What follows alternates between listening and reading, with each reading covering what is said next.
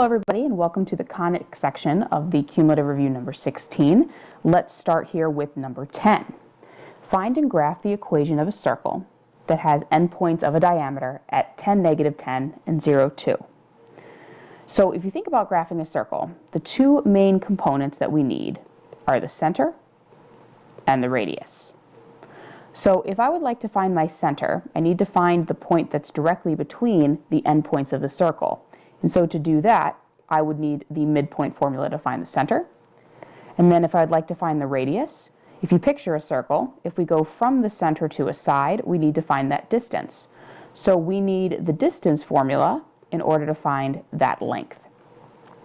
So first, if I was going to find the midpoint, you take your x values, add them and divide by 2, because you're finding an average, -10 plus 2 over 2.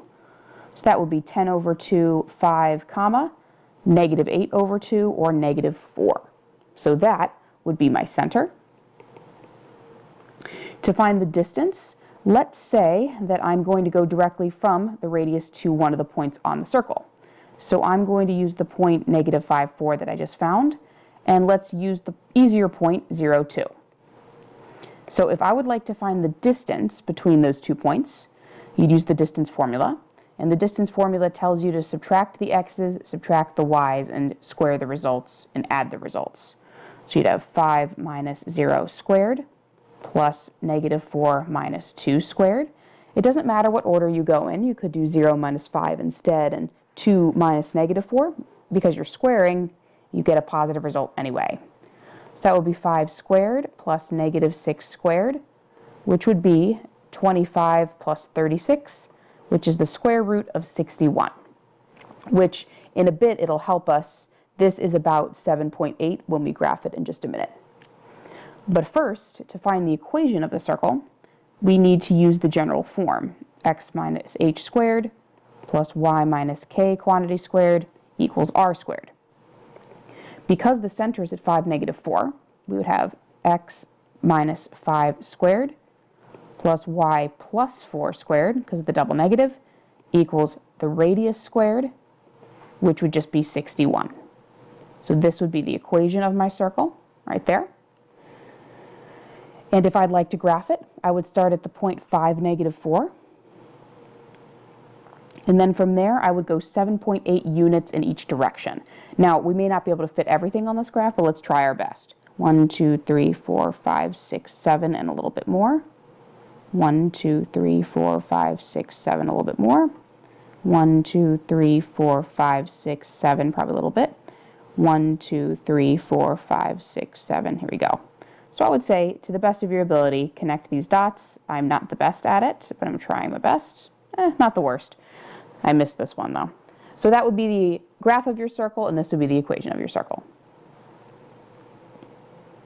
The next thing we want to do is find and graph the equation of an ellipse that has foci at -6, 0, 4, 0, and a minor axis of length 8.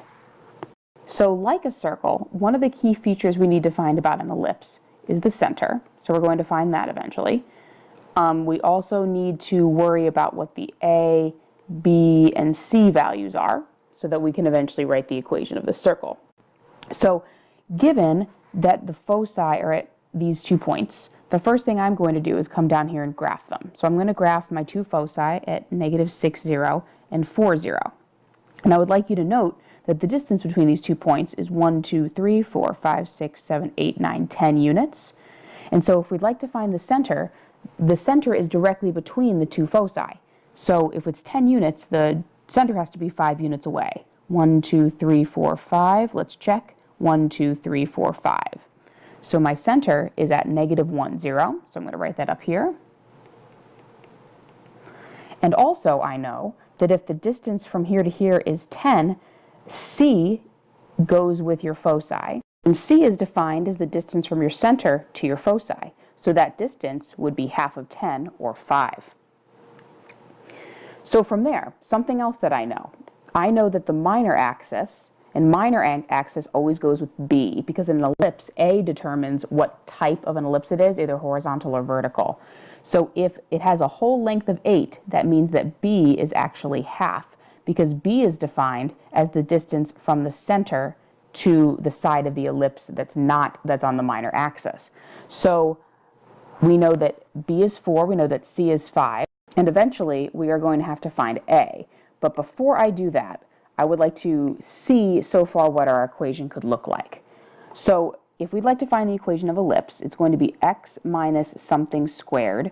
An ellipse is always plus in the middle, y minus something squared, and it always equals 1. And we need to decide what numbers go underneath both of these, based upon if we think it's a vertical or horizontal ellipse. So what I can fill in so far is I know that my center is at -1, 0.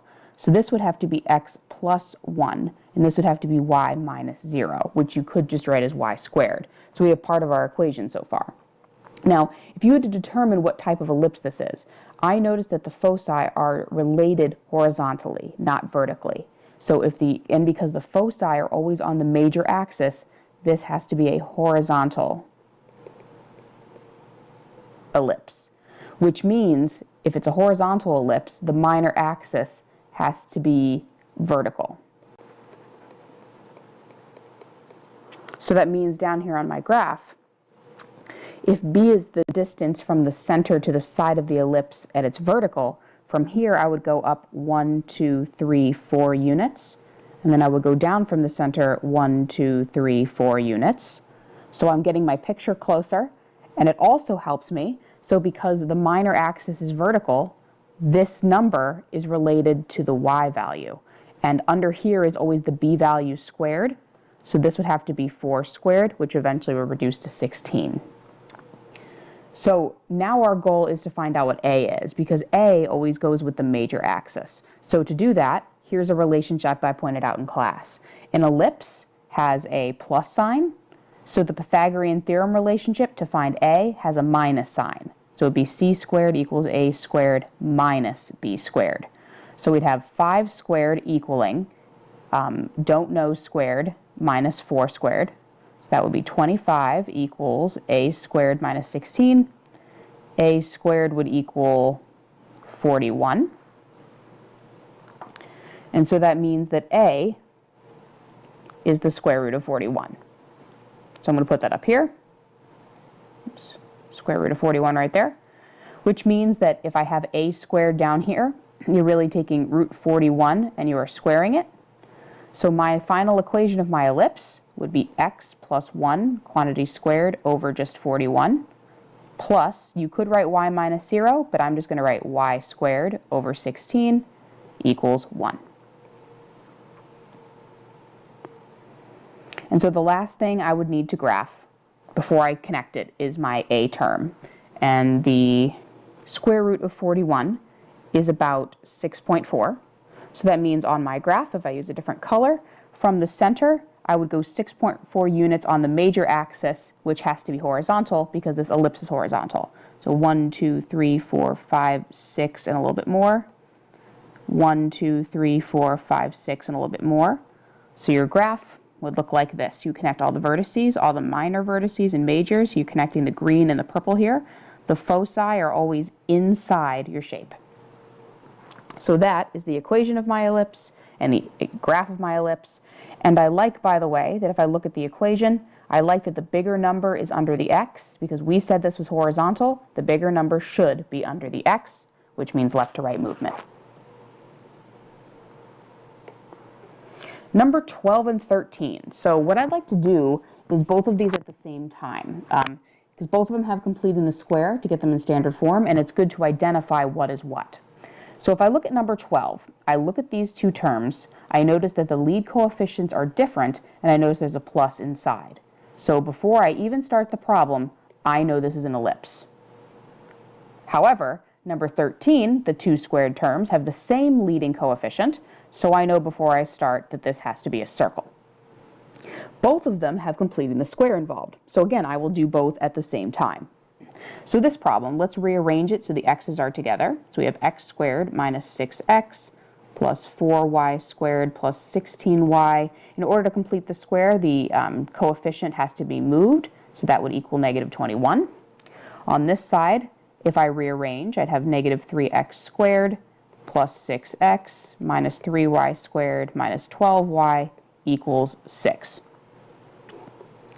So now that I have this, they're both the same process. Now if I'd like to complete the square, we take out GCFs if we can, and if we don't need to, we just go straight to completing the square. Negative x squared, or x squared minus 6x plus blank, plus here we can take out a 4. We would not take out a y because we would need a square term in order to complete the square, so we're not going to take out a y. We would have y squared plus 4y plus blank equals negative 21, and then we need to add both blanks to this side as well. So the special number over here, the special number is always b over 2 squared. So negative 6 over 2 squared is 9. So if I add 9 to this side, I have to add 9 to that side. Here, 4 divided by 2 squared is 4. But now I'm not adding a 4 because I have this 4 on the outside. So I'm really adding 4 times 4, or 16 on this side. The reason we complete the square is so that we can get this into standard form and see the center. So we're going to factor this piece, and that's going to be x minus 3 quantity squared plus 4, factor this piece, y plus 2 quantity squared equals negative 21 plus 9 plus 16. That is going to be 4. So I'm going to leave that one for now. I'm going to do the same process over here so that you can see the differences between these, especially for a test. So for this one, if we looked at the first two terms, we could take out a GCF of negative 3. They'll be left with x squared minus 2x plus blank. And then here we could take a GCF out of negative 3. We would be left with y squared plus 4y plus blank equals 6 plus blank plus blank. And sorry for the blanks being below, I just don't have enough room here. So if we do b divided by 2 squared, this special number will be 1. But we would really be adding a negative 3 over here because of this distributive property. And 4 divided by 2 squared again is 4, but we're really adding a negative 12 over here.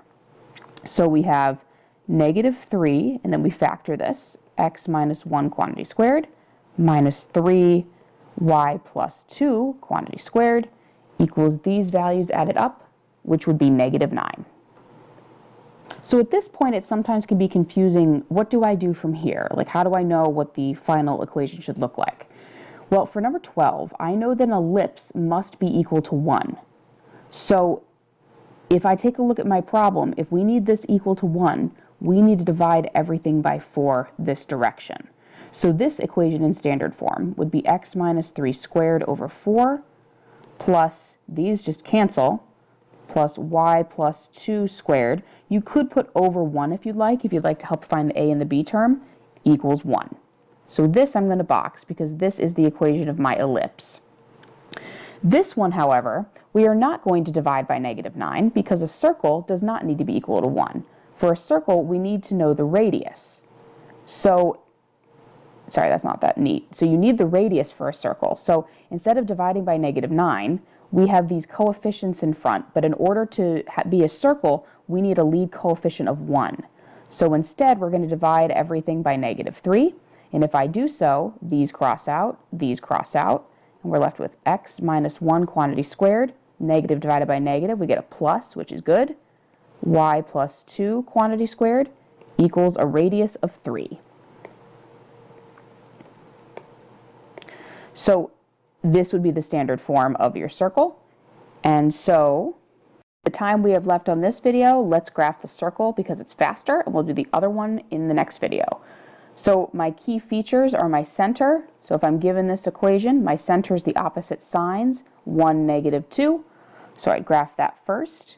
And then my radius, because the equation is really r squared here, so my radius is really the square root of 3. And the square root of 3 is really 1.73. So that means in each direction I would go about 1.73 units. So almost 2 in each direction. So this is a little bitty circle with center of 1, negative 2. In the next video, I will start with graphing this ellipse in standard form.